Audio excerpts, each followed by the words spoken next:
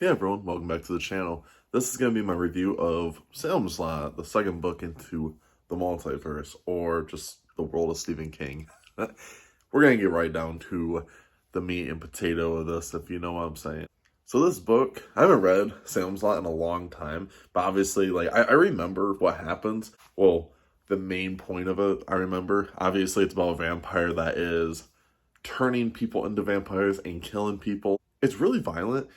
And it really brings me back to so I grew up when Twilight was really popular, and this really makes me feel like, wow, vampires are actually scary, not sexy teenagers that bother other teenagers. It was just weird concepts. Reading this, it really, like I said, it brings back a lot of memories, and I enjoy this book a lot. The whole thing, I like what Stephen King does, and he does this really well because this is his second book, and he makes you feel like this is a town.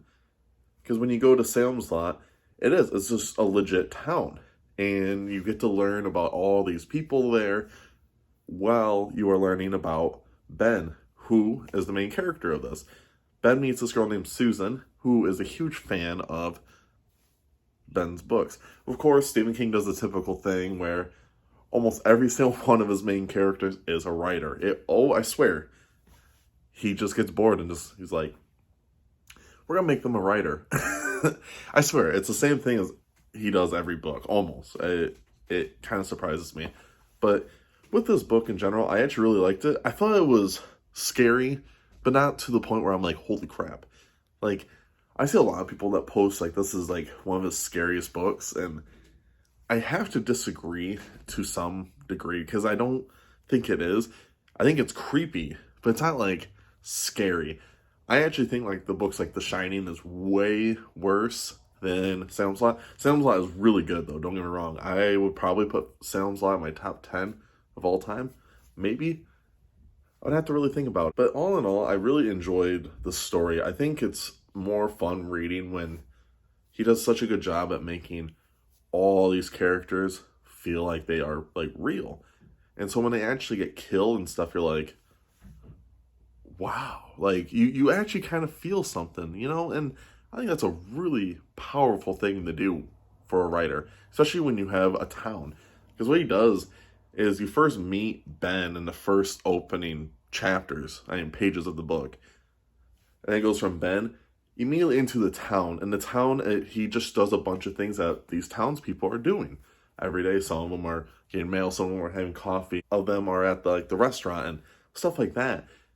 So he really does a good job at just making you feel like this is a real thing. And that's one of my favorite things about him as a writer. I enjoy that so much as for him as a writer, because he makes you feel like all these characters are real. And that's what I think is, he does so good. He does so good at character writing. That's why I'm like, man, it's hard to dislike a lot of his books. Granted, some of his newer books I'm not a big fan of because I feel like he just gets way too political nowadays, and I'm like, bro, we're just trying to escape because it feels like everything's like political nowadays, so I don't want to deal with that. Anyways, off topic, but all in all, this is a great book. I think he does a good job with most of the characters. The only thing is, after you finish this book, you don't really think about most of these characters ever again until... This is a slight spoiler until you get into the Dark Tower series. Now, the Dark Tower series is really interesting, but we're not going to review that today. But yeah, Salem's Lot is a great book. I would definitely say it does bring the scary elements into it. I think I would recommend this to a lot of people. Maybe not the first time reading Stephen King. Usually when it comes to the first time reading a Stephen King book, I usually recommend a book like Carrie, because Carrie is just not even 200 pages. So if you like his writing style, it's just an easy book to read, or books like The Green Mile and stuff like that. Books that are not scary, so it makes it easier for the reader to adjust to how his writing style is. And one thing is why I like is, yes, this is his second book, but it's so good. And reading Carrie into Salem's Lot, you can definitely see a huge difference between Carrie and Salem's Lot. And I think he took like a year to write between the two of them, which is a huge thing to really just tell the difference between just two books. And obviously we got The Shining, which is just so good. Obviously, The Shining is probably one of his greatest books he's ever written. Just saying. Besides maybe it and The Stand, which are both really good. I'll review those when I get there eventually.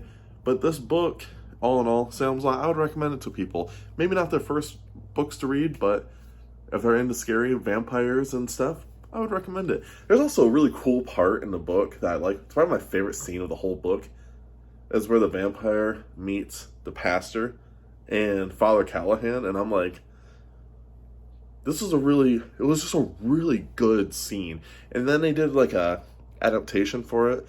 It's like a mini TV series or something like that. I mean, it's cheesy because it's from like the 70s.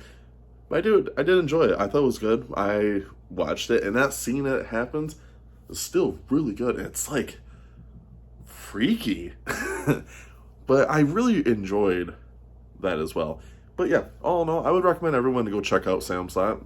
And if you're a big fan of Stephen King, let me know down below. What is your favorite Stephen King book? And who is your favorite character in the Stephen King multiverse? That would be kind of cool to hear. Maybe I might do a list of that eventually. Maybe like a tier list. Who knows? Anyways, make sure you guys like, comment, subscribe. Check out all my links down below. And make sure you guys stay safe, stay hungry, and tell someone you love them. I'll see you guys in the next video. Bye!